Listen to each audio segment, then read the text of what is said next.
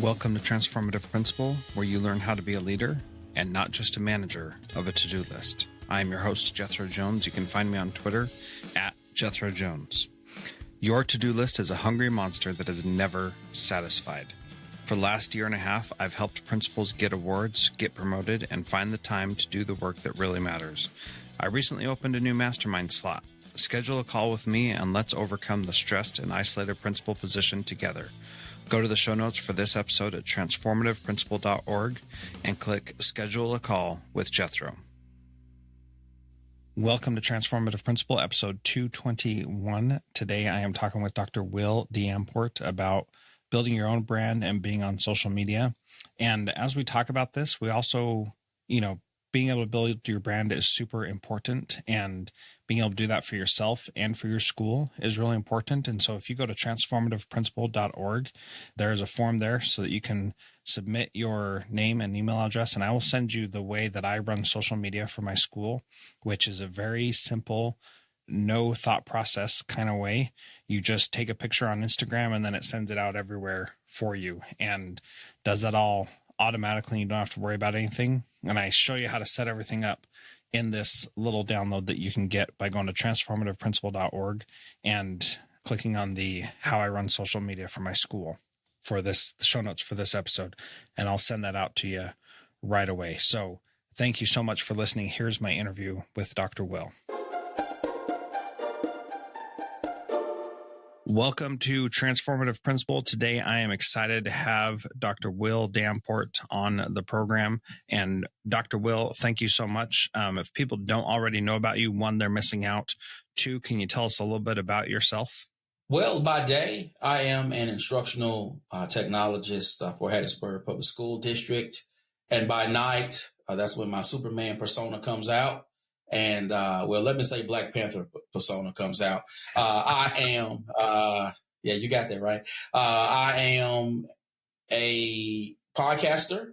I do some consulting and I also write for EdTech magazines. And I am a TV movie holic. I have an addiction that I really need to see someone about. Yeah, I think there are a lot of people that do. So what is it that you're watching right now that you love especially? Oh, man, it's a lot of stuff. As everyone, Netflix has just really been dangerous because you get to binge watch stuff. And so I'm watching Travelers on Netflix, which is it's incredibly wonderful. Runaways on Hulu as well.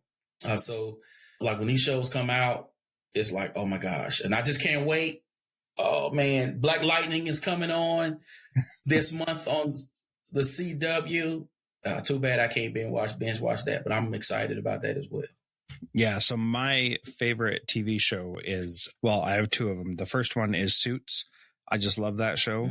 And right now they're on their break. And so I'm excited for that one to come back. And then the other one that I love is Scorpion. And the reason why I love that one so much is because that one is actually based on a real person, Walter O'Brien. He's a real guy, and he made the TV show to recruit people to work for him at Scorpion, which is an actual thing. And so he uses that to encourage people to get his name out there so people who are geniuses who will want to come and work for him. Isn't that crazy? That is, and I enjoy watching Scorpion too. So I mean, I do watch a lot of broadcast TV. It's just that you have to wait every week. Yeah, it kills me. For it, instead of Netflix where you can just sit there over the weekend and just lose your mind and just watch it all day. But yeah, I definitely love Scorpion, and it's interesting because when you watch that show and you see Walter, and it's like this man has no emotional IQ going on. It's just a wonderful show as well. So some people don't know that I actually went to film school. Oh yeah. Yeah. I have a bachelor's in radio, television, and film. Oh, so that explains a lot about you because you're good at communicating stories to people, I think. Well, thank you. I appreciate that. Yeah. So let's talk a little bit about you in education, what your role is now, what you're trying to do. Because one of the things that I appreciate about you is that you really care about making sure that you have your own personal brand, and then talking to other people about their personal brand. And can you tell us a little bit about why that is so important, and that it's not just something for big companies, but it's for individuals, even teachers? Well, first of all, everyone has a personal brand. Whether you acknowledge it, accept it, embrace it, you have it. And the simple definition that I can give you it comes from Jeff Bezos of Amazon. And he says, your personal brand is what people think of you when you're not in the room. And so you can leave that up to chance and let people think what they're going to think, which, I mean, you really can't control what other people think of you. However, you can also say, I'm going to live my life with intention in this certain way. And I'm going to do these certain things, and I'm going to live my life online in a certain way to where you're able to put forth your imprint on your brand. And that's, one of the things that when it comes to me, particularly online, because, I Google myself, once a month, and I do so to see what content pops up when my name is Googled. And I suggest all educators do that, because you could have had a weekend at Cabo and thought, I'm chilling, I'm having a great time. And some of your friends or a stranger pops a photo of you doing something that you're over the age of 21, you should be allowed to do, but now it's on the internet. Yeah. And so when I talk to people, if it's a stranger, you can't have them take it down. Now, if it's a friend, you can say, hey, untag me, take this photo down off of Facebook, etc. But that's where creating your content comes into it. Because so if you're constantly creating content, and particularly on YouTube, you're making these videos and all those things, what will happen when you do enough of it and you can build that community, when you actually put your name in for a search, your content starts to come up first, not what other people have put out of you, unless you're talking about, a larger company that has a certain reach, then that'll come up. So I try to tell, live my life with intention and intentionally build content that create a story of what I want people to think of me when I'm not in the room.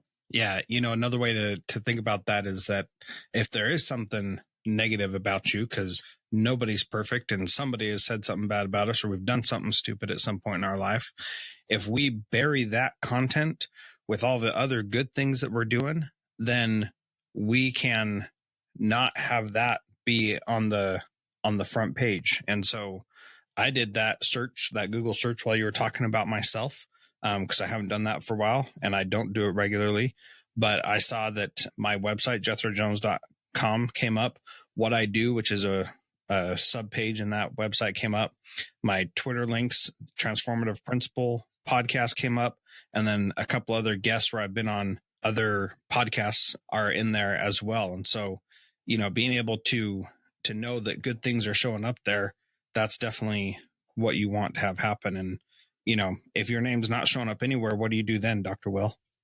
Well, you don't exist. I mean, you don't exist. And, and this comes from Dr. Ai Zong. I did a podcast for her that will be released for Schoology Exchange, I think sometime this month. But during an interview, when we were talking about crafting your digital identity, we were talking about creating content and getting out there and how do you create your digital footprint.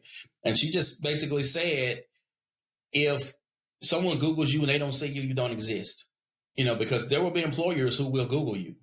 I don't know what their opinion of you will be if they type in Mary Jones and you are not there at all. But I think what people should do is really, because let's be real, Jethro, we live, I hate when people sometimes say 21st century schools as though the 21st century just happened January, 2018. We've been here a long time. The Internet of Things have been around for a long time, and people need to understand the reach and the power of the internet, and not just for, streaming your Netflix catalog or, for talking to grandma or doing certain things, but to understand professionally how creating content can enrich not only your current life, but enrich your life in the future when someone may do that Google search and see you and say, oh, I need to interview this person, or I need to reach, I'm hiring for something. I like what this person is doing. Let me contact them. So it's important for people to take, not only stock about where they are in terms of what things pop up on Google, on the Google search, but if you're not there, get in the game. Yeah. Because you never know what opportunity will come of it. Yeah. I have two very, I think, interesting stories about that. Number one, I moved to a new school this year and I hired a librarian whose name is Tana at Runner Girl T on Twitter. So I searched for her as I was doing the application review and saw who she was, saw some of the things that she had tweeted, saw her website and that kind of stuff. And it was very easy for me as an employer to see that and say, you know what? I think that this person is somebody that I want to work with just based on those interactions. And Tana has become a fantastic person to work with because there's so many things that we already did the getting to know you before. She searched me on Twitter also and saw the kinds of things I was into. So we knew that we had these commonalities and connections before we even started. So it wasn't like we were brand new, not knowing anything about each other. And then when we met in person, then it was like, man, that's perfect. That's exactly the kind of person that I wanted for this position. And she already revealed that before I even hired her. And that works the opposite way as well, that you don't get jobs that you wouldn't want anyway because of that. And that's where my own experience comes in, that people in the past have looked me up and seen the things that I'm doing. And they've said, no, we don't want that kind of a person at our school. We're looking for this. And how much relief does that give me that I'm not going someplace that I'm going to end up hating because they know that my ideas are too out there for them and they don't want anything to do with that. So that's where it's been really cool. I feel like since I joined Twitter, which was a long time ago, when it was still new and I was still a teacher, every job I've gotten since then, Dr. Will, has been because of being engaged on Twitter. And that's just all there is to it. Not because somebody saw me and they're like, oh, you're cool, you should come work here. But it gave me the skills and thought processes that I need to be successful and continue, I believe, getting a promotion every single time I've gotten a new job ever since then. Even if they would be considered typically a lateral move, I've just been moving up the ranks ever since because of my connection on Twitter. Do you feel that same way? Do you see the same thing? Oh, no doubt about it. No doubt about it. Twitter, for me, is twofold. One, it's about the learning and the type of personal learning network you can create and the people you can learn from. But number two, it is about building that network of people who know you and who know what you are able to do. And as well as creating that footprint where other people can get connected with you, see what you're doing, see what you're tweeting, see what you're sharing, and now come to you with different opportunities as well. So for me, and I've told people this, I've known, Eric Schenniger for a while. And I remember him telling me, several years ago, hey, Will, how far are you from Jackson, Mississippi? And I said, hour and a half. And he never said anything else about that. So I go to our Mecca conference, which is our state is the affiliate. I'm in a session. So this person is doing a session on Google Plus. I'm going through the book conference, and I see Eric as keynote. I said, what? Eric is here? So I see Eric, hey, what's up, blah, blah. Before his keynote actually starts, before the entire room, he says, hey, I have a friend here. Anything you want to know about Google, you need to talk to Will Deyamport. Wow. And I was like, this man just gave me a shout out, right? This man just gave me a shout out, cha-ching. And so I stand up and I wave my hand, like, give the Miss America wave. And I sit back down and then, I go holler at him after he's finished. But the tech director at the time of the school district that I actually am working for now, I said, hey, you need to give me a job. And now I had already, been previously presenting at this conference. So I wasn't a stranger, but I said, hey, you need to give me a job. He said, yeah, okay, I will. And 6 weeks later, I started working at the district. There you go.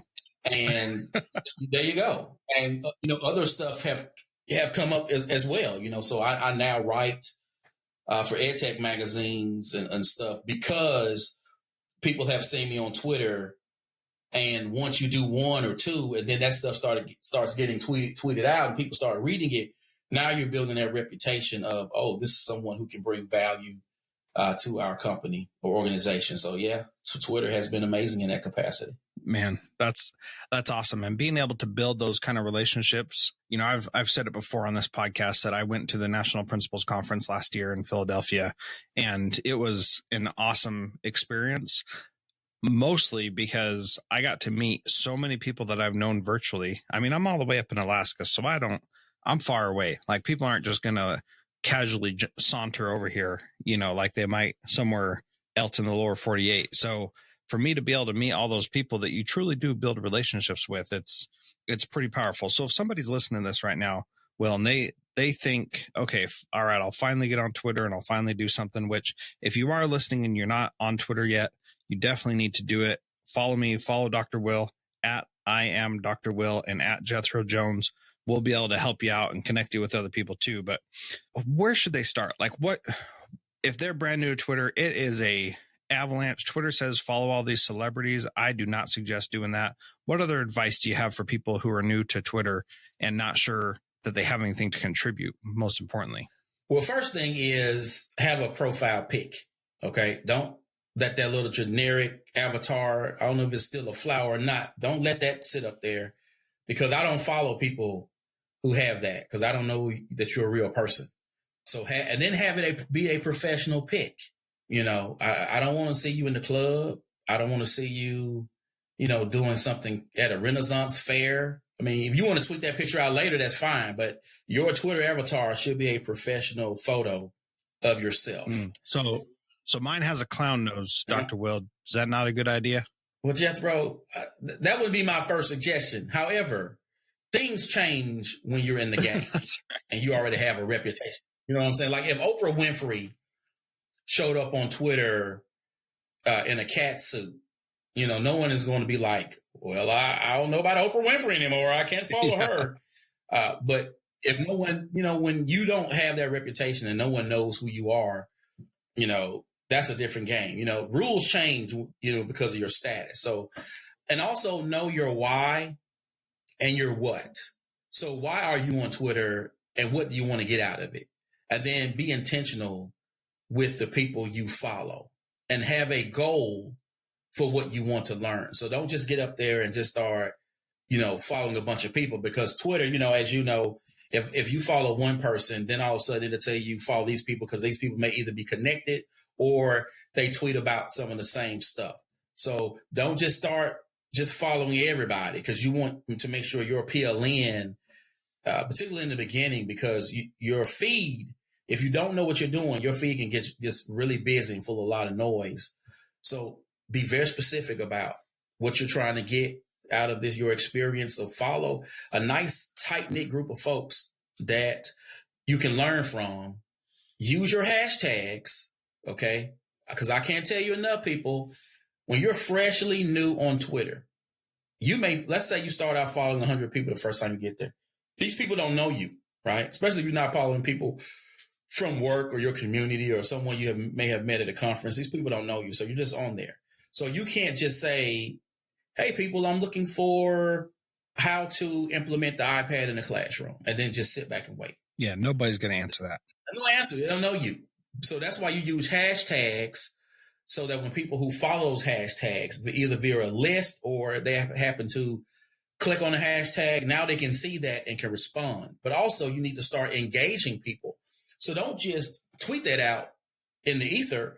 Use the hashtag and actually tweet that out to someone who may be an ADE or someone who is talking about, hey, we're one-to-one iPads. Engage people. And then I want you to share what's going on in your world. So even though you may think, hey, I'm just third grade teacher, you're doing something awesome in your classroom. So if you have a lesson plan on Google Docs, you share that out. Share pictures of your classroom. Now, make sure your district allows that now, because if you get fired, don't holler at me. That's right. Because I'm not paying your bills. Now, check the AUP at your district to make sure that you can actually share those things. But if you can do that, then share what's going on in your classroom. If you're presenting at a conference, hey, back channel, which is, get on Twitter and look that up. But there's a lot of things that you can do to start now building your reputation on Twitter as someone who provides value. And then don't get overwhelmed or be concerned about the number of people you follow or the people who follow you. Like I have 9,000 followers, right?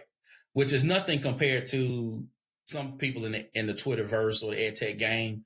Now, I'm going to tell you right now, I don't interact with all 9,000 people. I don't plan to interact with all 9,000 people. I have a certain group of people that on a regular basis, I will engage with them to learn from because I'm trying to build my community. Now, that's not to say if one of those 9,000 people tweets me something or we tweet something that I don't engage them back. I'll say, oh, thank you for the retweet. Or if they do that, I'll check out what's going on in their feed and oh, this is a good gem. Let me retweet this. Or I may ask them something. So it's all about the give and take. It's all about engagement. It's all about sharing. But again, just don't get overwhelmed and think I'm on Twitter today. I got to be hot. I got to be ready. I got to build tomorrow. I've been on Twitter since 2009. So it has taken me a long time to get where I am now. And I'm still building and my PLN is still growing and still shaping. And the last thing I want to tell you is don't take this thing personally. And this is what I mean by this. Now, I don't know if you've ever experienced this, Jeffro, but there could be people on Twitter that 1 month you're back and forth. The engagement is right. It's popping. You're like, woo. The next month, you may not hear from that person. Mm-hmm. Or you could send that person 5 tweets and they don't respond. You don't know for whatever reason why that person may or may not be responding. Don't take that personally. If you ask them, hey, I'm looking for this lesson in Google Apps and you tweet this person and they don't respond, ask someone else. Don't take it personally that they didn't respond to you. We're grown folk. Just keep it moving. And don't be afraid to unfollow. I'm just going to say this right now. Don't be afraid to unfollow because if this relationship or this thing isn't working out for you, then let it go. I mean, these people are not your family members. You're not married to them. So, make this thing work for you and don't feel like you have to fit into something. Yeah. And I'll just add to that too, Dr. Will, that, it doesn't really matter what anybody else thinks about what you're doing on social media. Use it so that it benefits you and that you can add to it to help benefit somebody else's life. And if you just follow that simple rule, if you're posting stuff that's going to improve someone's life, keep doing it. If you're finding things that are improving your life, keep doing it. And it doesn't have to be improve it in like a huge way. But if you laugh at something that somebody says, that's an improvement in your life, and that's cool. That's worth it. So, don't feel like you got to check it all the time. Don't feel like you got to be on it all the time. That comes naturally because it's like a drug, but don't feel like it's, you got to be answering everything yourself and all that stuff too. So that's good advice and something that I think that people should definitely pay attention to. And I understand that you've got some courses coming out with your wife that you are working on helping teachers do stuff. Can you talk a little bit about that? But yes, everyone has their thing that they're doing, and I'm all about the entrepreneur and teachers maximizing their talents and their gifts and monetizing those things. And so what we wanted to do, because I only have so many, personal days.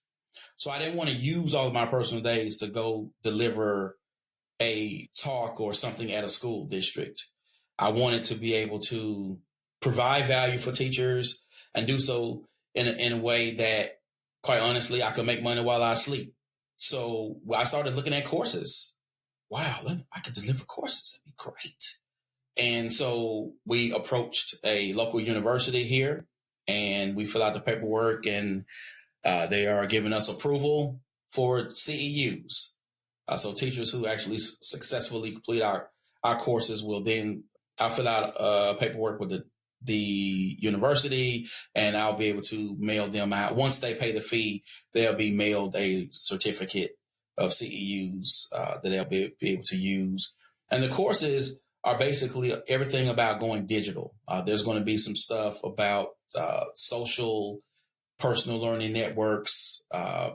We will be going one-to-one, blended learning, et cetera, et cetera. But I really wanted to allow people to learn and be able to grow and do so in a way that was natural and was also cost effective. Everyone can't afford to go to ISTE, but if you can pay $25 for this course, you can still learn and then, do it in your PJs with a cup of coffee. And I love the idea of having that connected to CEUs, because that's tied to licensure. People need to do those anyway. And if they can do them that are not, just sitting through the class just to get credit, and they can do it and actually learn something valuable in the process, I think that's a great idea. And is that called the Deyamport Group? Is that right? Well, yeah, that's the company, the Deyamport Group. So I'm working with my wife, who actually teaches gifted through 2nd through 5th grade. Cool. And she'll be working along with me in designing courses and teaching.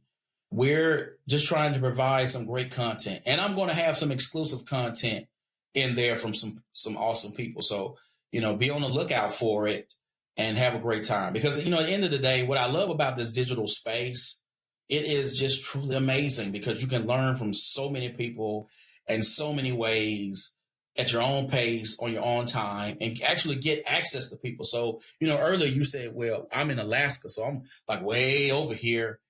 Just think about a teacher can get online and be able to sit through a course where there is content in there from someone that they may never get a chance to see in person. Yeah.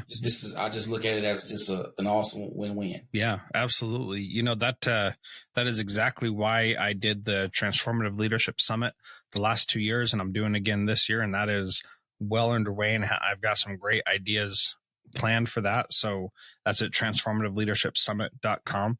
And that is the same thing. Like, I'm bringing in people, like, you will not see all these people at the same conference ever. I am sure of it. There's just no way we can get all their schedules together, but we can bring them all digitally to be in the same place, and you can learn from them all together. I mean, it's just amazing. Like, yeah, I'm far away physically, but digitally I'm very close. And most of the time, because I'm 3 and 4 hours behind everybody, I get my professional development in the morning before I even go to work. So I go to work jazzed up about the podcast interview I had with someone like Zaretta Hammond or you. I mean, we're doing this on a Saturday today, but when I do it during the week, then it's amazing to be able to get that jolt in the morning at 6 or 7 o'clock and then go into work later and be fired up about something that I just learned.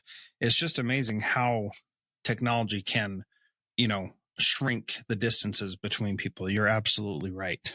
I was just saying that, it's just amazing how much digital has changed things. Keke Palmer, from people don't know her, from back in the day, she did the movie Aquila and the Bee, the Spelling Bee movie.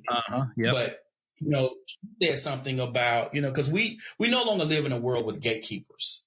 So if you say, man, I want to be a rapper, or I want to be a singer, I want to be an author, I want to be a film director, I want to be all these things, you don't need permission from a studio anymore. You don't need anyone to sign you. You can go out there and write your own ebook, pop that bad boy on the Kindle app and Amazon, and go ahead and make your money and get your voice out there. And you're having 100% control. Chance the Rapper, people, he does not have a record deal. He creates his own music and puts it online, and he just won a Grammy. So that's the power of this whole internet of things. There are no longer gatekeepers. If there's something you want to do, you now have the power to create it and put it out there and share it with the world. Yeah, man, I love that. So we talked about a lot today, Dr. Will. What is one thing that a principal can do this week to be a transformative leader like you? I think let go of the small stuff. I mean, certain things are just so small and petty. There's no need for you to even comment on it. Just let it go. When you talk about dress code and some other things, so if a teacher wore jeans, if the booty ain't hanging out, let it go. Right. I'm just saying, like, why create contention and animosity and create a bad day for that person? Or if you get into an argument, now your day is starting off the wrong way for something that in the grand scheme of things means absolutely nothing. So, things that are not disruptive to the learning process of students and are not going or not going to stop a teacher from being effective, just let that go, because that's a war you don't need to fight. Man, that is so true. So true. So I wish that we would do more of that, and hopefully we can. And I know that's been something that I've tried to do as a principal myself, and it makes life so much easier when you care about the things that are actually important and not about the things that don't have an impact. Great advice. Thank you. So how can people connect with you, Will, wherever you're at? Well, on Twitter, I love it. I am Dr. Will. Give me a shout. I'm always up for learning and growing and really expanding my PLN to not only expand, my mind, but to get me to the next level of where I want to be. And you can go to my blog, thedrwillshow.com, and check out my podcast, the video cast there.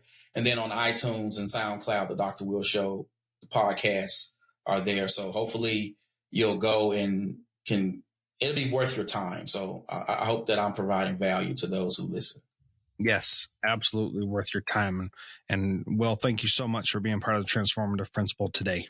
Well, thank you for inviting me to be on. Thanks so much for listening to Transformative Principal. I hope you enjoyed that interview with Dr. Will, and that idea that he shared at the end about letting go of the small stuff really is a big step in the right direction. So once again, I mentioned at the beginning that if you go to transformativeprincipal.org/episode 221, then you'll be able to download the guide for how I run social media at my school to make it super easy for you to build your brand for yourself and for your school at the same time. Thanks so much for listening. Transformative Principal is a proud member of the Education Podcast Network. Podcasts for educators by educators. Visit edupodcastnetwork.com for more great podcasts.